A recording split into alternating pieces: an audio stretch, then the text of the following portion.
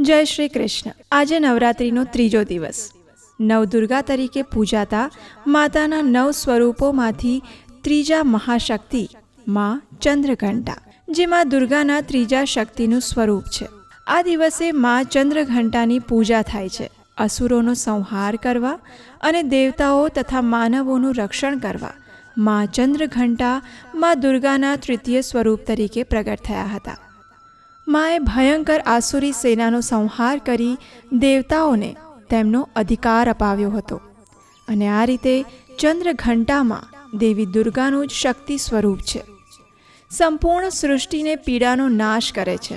તે દેવી ચંદ્રઘંટાની પૂજા કરવાથી ભક્તો મનોવાંછિત ફળ પ્રાપ્ત કરે છે અને બળ, બુદ્ધિ અને વિદ્યામાં વધારો થાય છે. તેમજ માનવ આ દુનિયારૂપી દરિયામાંથી તરીને બહાર આવી આધ્યાત્મિક જીવન તરફ આગળ વધે છે. એટલા માટે જ ત્રીજા દિવસની પૂજાને વિશેષ મહત્ત્વ આપવામાં આવે છે. શ્રી સપ્તશતી ગ્રંથના દેવકવચમાં બ્રહ્માજી દ્વારા માં ચંદ્રઘંટાનું ખૂબ જ સુંદર વર્ણન કરવામાં આવ્યું છે, જે આ પ્રકારે છે. પિંડજ પ્રવરારૂઢા ચંડકોપાસ્ત્રકૈર્યુતા પ્રસાદમ તનુતે મહ્યમ ચંદ્રઘંટે તે વિશ્રુતા. અર્થાત જે વાઘ ઉપર સવારી કરે છે, દુષ્ટો અને ઉગ્ર કોપવાળા અને રૌદ્રયુક્ત હોવા છતાં પોતાના ભક્તો માટે તે સૌમ્ય જણાય છે. એવા માં ચંદ્રઘંટા દુર્ગા દેવી, મારી ઉપર અધિક કૃપા વરસાવો. દેવી ચંદ્રઘંટાનું શરીર સોનાની જેમ ચળકતું અને કાંતિવાન છે. જે વાઘ ઉપર સવાર છે, તેમના માથા પર ઘંટના આકારનો અર્ધચંદ્ર સુશોભિત છે. એટલા માટે જ તે દેવીને ચંદ્રઘંટા કહેવાય છે. તેમની 10 ભુજાઓ છે. ભુજાઓમાં અલગ અલગ અસ્ત્ર શસ્ત્ર તેમણે ધારણ કર્યા છે. દેવીના હાથમાં કમળ, કમંડળ, તલવાર, ધનુષ બાણ, ત્રિશૂળ અને ગદા જેવા અસ્ત્ર શસ્ત્ર ધારણ કરેલા છે. તેમના કંઠમાં સફેદ પુષ્પોની માળા છે અને રત્નજડિત મુગટ સુશોભિત છે. દેવી ચંદ્રઘંટા ભક્તોને અભય વરદાન આપનારી અને પરમ કલ્યાણકારી છે. તેમના રૂપ અને ગુણોની કોઈ જ તુલના નથી અને તેથી જ તેમના રૂપ અને ગુણો પ્રમાણે જ આજે તેમની પૂજા કરવામાં આવે છે. માં ચંદ્રઘંટાની ભક્તિભાવપૂર્વક પૂજા અર્ચના કરવાથી ભક્તોના તમામ કષ્ટોનું નિવારણ થાય છે. દરેક પ્રકારના પાપ અને બાધાઓમાંથી મુક્તિ મળે છે. માં ચંદ્રઘંટાના આશીર્વાદથી જીવનમાં શાંતિ અને સુખનો અનુભવ થાય છે અને તેમની કૃપાથી પરાક્રમ અને શૌર્યમાં વધારો થાય છે. માં ચંદ્રઘંટાની મહિમા નિરાળી છે. તે પોતાના ભક્તોનો ઉદ્ધાર કરે છે, દુષ્ટોનો સંહાર કરે છે. દેવીનો વર્ણ સોના જેવો ચમકતો છે અને તે હંમેશા આસુરી શક્તિઓના વિનાશ માટે સદેહે તત્પર રહે છે. એટલા માટે જ તેમની આરાધના કરવાથી ભક્તો અપૂર્વ શક્તિનો અનુભવ કરે છે. પાવન પર્વ નવરાત્રિનું ત્રીજું નોરતું, જેમાં દુર્ગાના ચંદ્રઘંટા રૂપની આરાધનાનો અવસર મળે છે, તે માં ચંદ્રઘંટાની સંપૂર્ણ વ્રત વિધિ સાથે વ્રત પૂજા કરવામાં આવે તો પૂજાનું ફળ અધિક મળે છે. માં ચંદ્રઘંટા પૂજા આરતી કરી આ વ્રત કથા અવશ્ય વાંચવી કે સાંભળવી જોઈએ. સૌપ્રથમ તો માં ચંદ્રઘંટાની સેવા પૂજા અને આરાધના ખૂબ જ વિધિ વિધાન સાથે કરવામાં આવે છે. આ દિવસે સવારે બ્રહ્મ મુહૂર્તમાં ઉઠી, આમ તો નવરાત્રિના 9 દિવસ સવારે વહેલા ઉઠી સ્વચ્છ થઈને જ માની આરાધના કરવી જોઈએ અને તેથી જ ત્રીજા દિવસે પણ સ્વચ્છ થઈ કેસરી કે પીળા રંગના વસ્ત્ર પહેરી સૌપ્રથમ પૂજા ઘરના સ્થાનને ગંગાજળથી સ્વચ્છ કરવું. માં ચંદ્રઘંટાનું સ્વરૂપ સુવર્ણ સમાન કાંતિમાન છે. જો દેવી ચંદ્રઘંટાની પૂજા અર્ચના પીળા અથવા કેસરી રંગના વસ્ત્ર ધારણ કરી વ્રત કરવામાં આવે તો ભક્તનું મન પરમ આનંદ અને શાંતિની અનુભૂતિ કરે છે. માં ચંદ્રઘંટાની મૂર્તિ કે ફોટાની બાજોટ પર લાલ કપડું પાથરી સ્થાપના કરવી અને ત્યારબાદ દેવી ચંદ્રઘંટાને પંચ વસ્તુઓથી અભિષેક કરવો. ત્યારબાદ માં ચંદ્રઘંટાની સિંદૂર, અક્ષત, ગંધ, ધૂપ, પુષ્પ, દુર્વા વગેરેથી પૂજા કરવી. માનું આવાહન કરવું, તેમને કમળનું પુષ્પ કે શંખ પુષ્પી અર્પણ કરવા. ઘીનો દીવો કરવો. દૂધ અથવા દૂધમાંથી બનેલી મીઠાઈ જેમ કે દૂધનો માવો, ખીર, મીઠાઈ વગેરેનો ભોગ ધરાવવો. માં ચંદ્રઘંટાને ફળ પ્રસાદ રૂપે સફરજન, કેળા અર્પિત કરી શકાય છે. ત્યારબાદ માની આરતી કરવી, સ્તુતિ કરવી અને મંત્ર ઉચ્ચારણ કરતાં 108 વખત માળા જપ કરવા. આ રીતે મા ચંદ્રઘંટાની સેવા પૂજા કરી માની કથા વાર્તા સાંભળવી, વાંચવી, કે જેથી ભક્તો જીવનમાં આવતી દુઃખ તકલીફોમાં અડગતાથી ઊભા રહી શકે અને તે વિજય મેળવી શકે. તો હવે આપણે મા ચંદ્રઘંટાની વ્રત કથા સાંભળીશું. એક સમયે મહિષાસુર નામનો રાક્ષસ હતો, જે ભગવાનથી વરદાન મેળવી ખૂબ જ શક્તિશાળી બની ગયો હતો. બધે જ હાહાકાર મચાવી દીધો અને તેણે દેવતાઓ તેમજ માનવ ઉપર ખૂબ જ અત્યાચાર કરવા લાગ્યો. પોતાની શક્તિ અને બળના અભિમાનમાં ચૂર મહિષાસુરે દેવતાઓ અને દેવરાજ ઇન્દ્રના સિંહાસન પર આધિપત્ય જમાવી દીધું. આ રીતે દેવતાઓને તેણે સ્વર્ગમાંથી બહાર કાઢી મૂક્યા અને તે સ્વર્ગ પર રાજ કરવા લાગ્યો. દેવતાઓ ત્રાહી ત્રાહી પુકારવા લાગ્યા.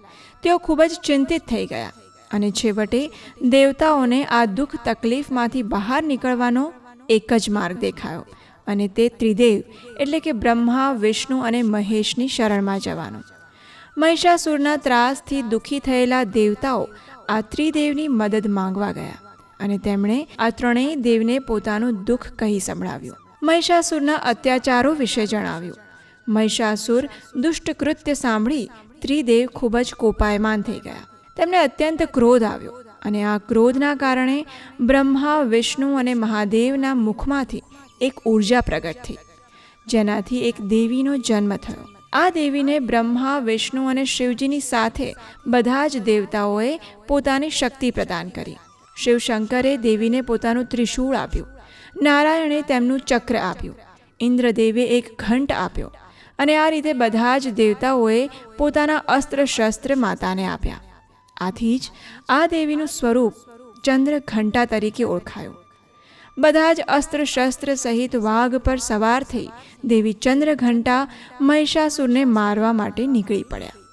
માનું આવું રૌદ્ર રૂપ જોઈ મહિષાસુર થોડીવાર તો ગભરાઈ ગયો અને તેને થયું કે હવે મારો કાળ આવી ગયો છે, મારું મૃત્યુ નજીક છે, અને તેમ છતાં અભિમાનવશ તેણે મા ચંદ્રઘંટા પર પ્રહાર કર્યો.